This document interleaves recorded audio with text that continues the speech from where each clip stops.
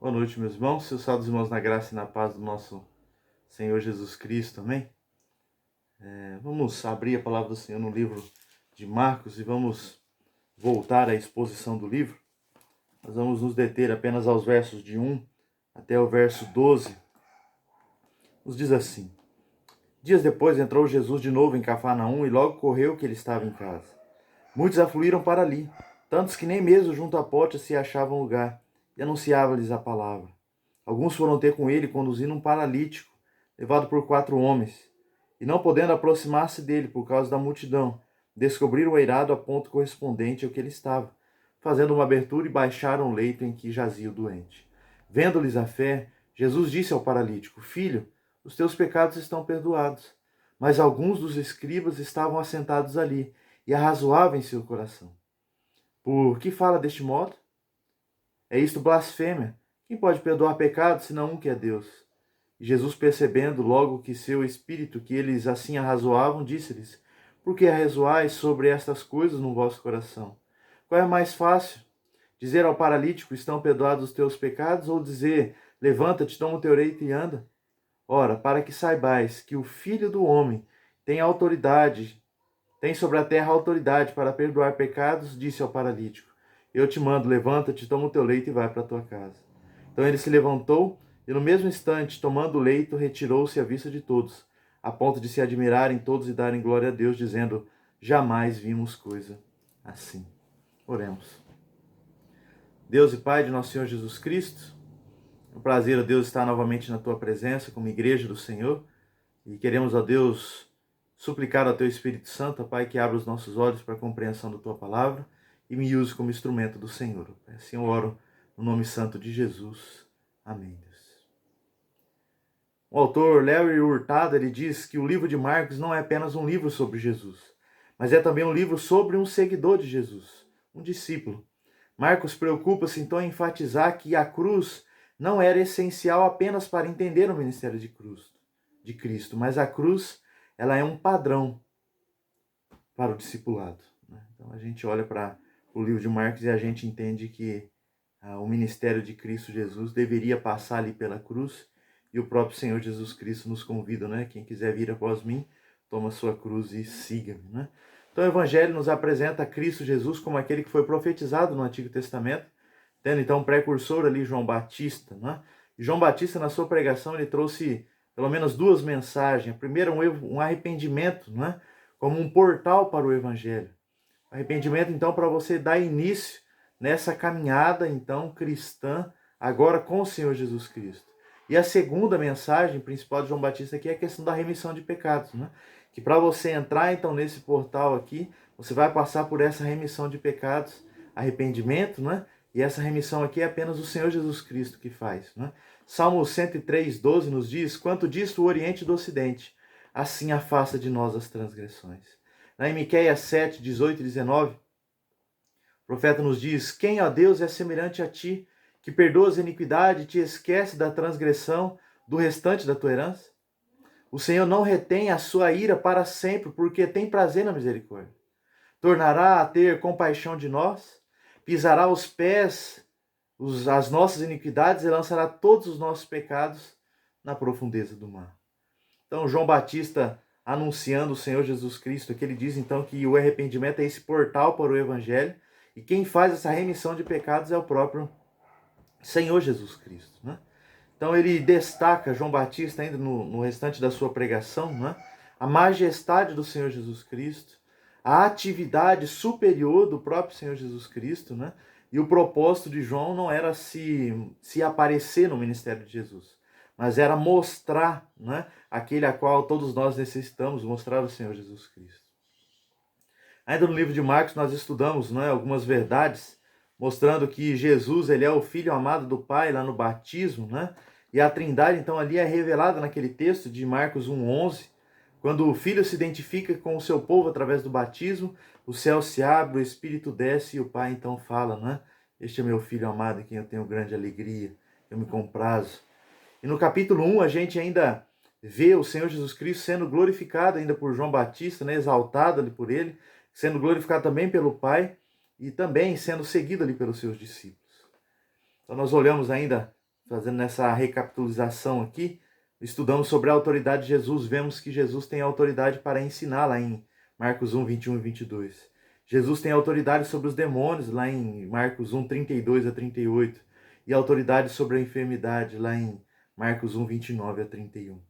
E no capítulo então de Marcos nós vemos Jesus ali iniciando o seu ministério, parecendo um Cristo ali já num momento ali de glória, falando com o Pai, preparando o caminho, né? João Batista preparando o caminho, né? E no segundo capítulo de Marcos nós já temos então, já começamos a encontrar aqui então uma oposição, né? Mas certamente, né, que no primeiro capítulo Jesus encontrou uma oposição, sim, né? Porém uma oposição vinda de Satanás e dos seus demônios, né? Nós temos o relato lá dele sendo tentado no deserto, temos relato também lá na sinagoga, né? Um inimigo se levantando lá, o diabo se levantando, né? E ele diz que ele está indo pregar para libertar também as pessoas dos demônios. O que nos diz respeito ao reino dos seres humanos, a descrição do conflito começa no capítulo 2. E assim a luta vai tornando mais intensa, não é? Lá no capítulo 3. Mas, primeiro, os escribas aqui, a qual estão aqui perseguindo o Senhor Jesus Cristo, que estão dando início a essa oposição aqui dos homens, eles já começaram a arrazoar simplesmente no seu próprio coração, algo que estava apenas interno.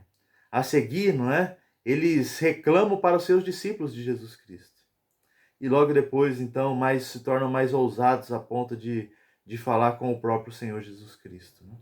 E assim nós vamos estudar um pouquinho mais sobre isso nos próximos domingos. Mas nessa noite, nós vamos então continuar, fixar a nossa mente aqui no verso de 1 até o 12 de Marcos 2. E vamos ver aqui então a cura de um paralítico em Jesus, então, no ministério de oposição. Jesus acaba de chegar em Cafarnaum, vindo então de uma cruzada evangelística, onde ele prega nas cidades, não é, vizinhas ali, vilas da Galileia, e ele está de volta a Cafarnaum ali, então, como sua própria cidade, né? Nasceu em Belém, foi educado em Nazaré, mas escolheu Cafarnaum, então, para habitar ali e ter, então, o seu momento de, como se fosse sua casa mesmo ali, não é? Em Cafarnaum. Essa cidade tornou-se, então, com um quartel-general de Jesus, né? Nesses 3 anos de ministério, Jesus sempre voltava ali para Cafarnaum. E souberam, então, que Jesus estava de novo lá, e que ele estava na cidade. Então as pessoas se afluíram para ouvi-lo, né? E muita gente estava ali na casa, né? A ponto que não cabiam ali, não é? E esse era o propósito do próprio Senhor Jesus Cristo, né? Ele veio para trazer essa mensagem, então, de esperança, anunciar o evangelho, né? Para libertar os cativos, para a salvação completa e livre. Isso está lá se a gente for olhar lá para Lucas, não é?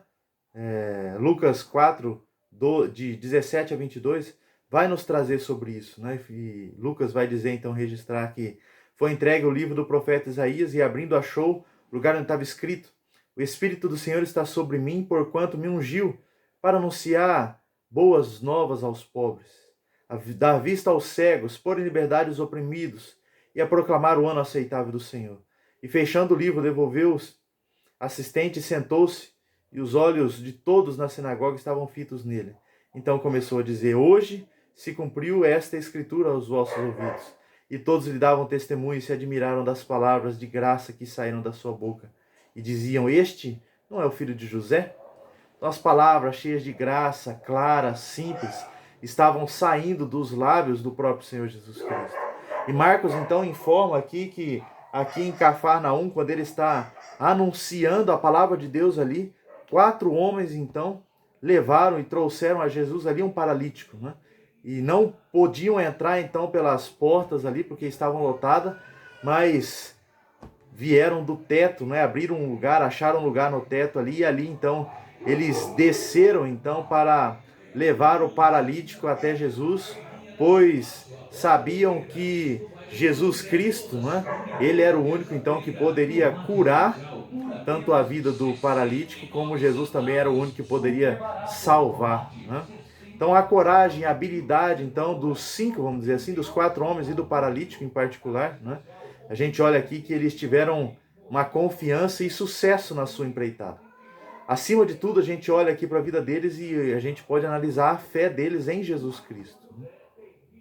São dignas, então, de uma menção aqui, esses 4 homens e o paralítico. Né? Jesus sabia, no entanto, que os pecados deste homem, as muitas maneiras nas quais, então, no entanto, por meio das atitudes, seus pensamentos, palavras e ações, tinham, então, errado o alvo de viver em harmonia com a vontade de Deus. O pecado, né, é errar o alvo. Então, pressionavam profundamente. Né? E de acordo com Mateus, Jesus dirige-se a este homem de forma terna, né? Chamando então ali de filho. Olhou para o paralítico e disse: Filho, os teus pecados estão perdoados. E um ponto a se notar aqui, mas a gente não vai entrar hoje muito em detalhes, a gente pode estudar depois sobre isso, né?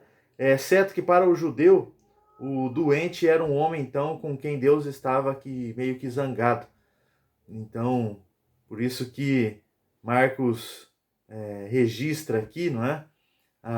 Essa questão dos escribas, dos fariseus ali, não é?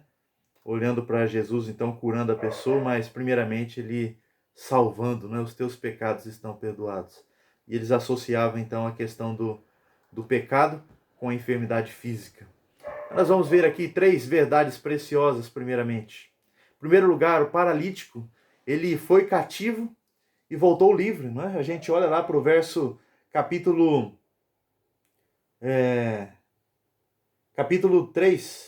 2, verso 3. Alguns foi ter com ele conduzindo um paralítico, levado por 4 homens, né? Então, levaram ele ali. E lá no verso 11 diz: Eu te mando, levanta, toma o teu leito e vai para a tua casa. Então ele se levantou no mesmo instante, tomando-se o leito, retirou-se à vista de todos, né? Esse paralítico, então, ele foi cativo, mas voltou livre, né? Aquele paralítico, então, era doente, pobre, desamparado, oprimido, vivia num completo isolamento, abandono, né? A debilidade, então, traziam marcas na sua própria vida, mas o Senhor Jesus Cristo, né, o curou, e ele foi levado a Jesus Cristo pelos seus amigos. E Jesus então disse: fica livre, está perdoado e seja curado. E esse homem então pôde sair, voltando livre, carregando o seu próprio leito. Né? Em segundo lugar, o paralítico ele foi carregado e voltou carregando. Né? Novamente, o paralítico precisou ser carregado, pois não tinha saúde para chegar até Jesus Cristo. Né? Mas agora ele recebe ânimo, recebe perdão, recebe cura, recebe força e recebe dignidade diante da sociedade. Jesus restaura publicamente, libertando uma liberdade aqui física, emocional e também espiritual, porque estava agora em paz com o próprio Deus. Jesus então devolve-o à sua família, à vida e à sociedade. Deixou de ser um peso às pessoas para carregar o seu próprio leito. Né? Agora ele anda sozinho. E em terceiro lugar, o paralítico foi buscar uma bênção e recebeu 2. Né? Aquele homem foi buscar a cura e encontrou também a salvação. Foi buscar a Jesus para resolver um problema imediato ali e achou solução para a eternidade. E ao ser colocado aos pés de Jesus, estava doente e perdido, mas ao sair estava curado e salvo. Muitos são levados a Jesus por causa da enfermidade. Muitos são levados a Jesus por causa da depressão, por causa do desemprego, do conflito conjugal, de problema com filhos, até mesmo problemas financeiros. Mas quando chegam buscando a bênção temporal, recebem de Jesus também o perdão, libertação e salvação eterna. E a obra de Jesus, então, podemos dizer que ela é completa, né? Ele perdoou, ele curou, cuidou da alma, cuidou do corpo, resolveu as questões do tempo e da eternidade. Olha lá, verso 4. Não podendo aproximar-se dele por causa da multidão, descobriram o eirado no ponto correspondente ao que estava. Fazendo uma abertura, baixaram o leito que jazia o doente. E verso 5. Vendo-lhes a fé, então, tanto do paralítico quanto dos 4 homens, né? Jesus disse ao paralítico: Filho, os teus pecados estão perdoados. Então, o Senhor Jesus Cristo aqui, ele diz então sobre a fé dos 5 e também diz ao paralítico que o pecado dele está perdoado, né? E quando chegam buscando bênção temporal, encontram então perdão, libertação e salvação eterna. A obra de Jesus ela é completa, ele curou, cuidou da alma, do corpo e resolveu essas questões do tempo e da eternidade. Jesus cura o paralítico também espiritualmente. Os teus pecados estão perdoados. Pecado, então, é isso considerado a pior tragédia, né? E a causa primária de todas as nossas mazelas. O pecado, então, perdoado, é o maior inimigo de Satanás, e o pecado não perdoado, né? Esse é que nos atrasa, né? Que nos deixa longe, nos afasta de Deus. O pecado é a pior doença, é um veneno doce que mata o corpo e a alma. O pecado é o pior que a solidão, que a pobreza, que a doença, pior que a própria morte. Porque o pecado vai levar a uma morte eterna. E todos esses males não podem nos separar de Deus. Mas o pecado nos separa de Deus agora e também na eternidade. Os males que eu digo, as partes físicas, os problemas que nós temos, né? Isso não nos separa de Deus, porque a gente deve permanecer firme dele. Mas a questão do pecado, ele faz separação entre nós e o nosso Deus. Jesus nunca tratou a questão do pecado com leviandade, de forma simples ou passar por cima. Diz William Hendricks, ele não lidou com o pecado apenas como um tênue sentimento de culpa ou traumas psicológicos. Para Jesus, o pecado é desvio indesculpável da santa lei de Deus, que tem efeito drástico, então, para a própria alma. Está entranhado no coração e não apenas nas suas obras exteriores. Jesus oferece o único remédio, então, aqui, eficaz para a questão do pecado. O perdão completo e o perdão, então, aqui, restaurador. Perdão, então, é a maior força restauradora, então, e curadora do mundo, né? Feridas, né? E problemas são, então, curadas aqui, né? Através, simplesmente, de um fato de pedir perdão. E Jesus tem poder para perdoar pecados, mas também para libertar, não é? Esses oprimidos dos seus problemas também temporais. E assim, então, por causa do sacrifício de Jesus Cristo, eu e você hoje podemos ser libertos. John Riley diz que perdão é algo que só Deus pode dar. Nenhum anjo do céu, nenhuma outra pessoa, nenhuma igreja, concílio, instrumento, ministro, denominação podem pagar, não é? Podem apagar da consciência do pecador o peso da culpa e dar paz ao coração, não é? Mas somente Deus pode fazer isso. E hoje você pode ficar liberto. Você pode ser perdoado. Você pode ser salvo. E pode experimentar a alegria da salvação por meio de Jesus Cristo. E esse então pronunciamento aqui de perdão não foi apenas uma grande bênção para o paralítico, mas uma fonte de alegria para todos os seus benfeitores, né? Devem ter se alegrado em seu gozo. Além do mais, uma lição para toda a audiência. Então trouxeram aquele ao grande médico e considerava então essas bênçãos espirituais em um nível mais elevado do que as materiais, a fim de que olhar para Jesus Cristo e saber que ele tem autoridade, ele tem direito, ele tem poder para curar não somente o corpo, mas também a alma, né? O Jesus Cristo disse ao paralítico: os teus pecados estão perdoados. Ele não somente transmitiu as novas do perdão divino, como Natan falou a Davi lá em 2 Samuel 12:13, mas ele também disse: está cancelado o seu débito, o débito do paralítico. Usando isso, então, um direito que só a ele pertence. Ele apaga completamente os nossos pecados, como nós lemos lá no início, né? Que quanto disto o Oriente do Ocidente, assim afasta de nós as nossas transgressões. Ele apaga completamente os nossos pecados. Na Isaías 1:18, Isaías 55:6, a gente pode olhar para esse texto, vendo que o Senhor Jesus Cristo é esse, então, que perdoa o pecado. Além disso, esse perdão nunca vem sozinho. Sempre é o perdão e mais. Deus em Cristo dissipa o abatimento do Espírito. Nos abraça com os seus braços de amor e protetor paternal. E a gente completa esse momento a qual o Senhor Jesus Cristo diz então ao discípulo, ao paralítico: levanta, toma o teu leito e vai para a tua casa. E ele levantou-se no mesmo instante, tomando o leite, retirou-se à vista de todos, a ponto de todos se admirarem e darem glória a Deus, dizendo: jamais vimos coisa assim.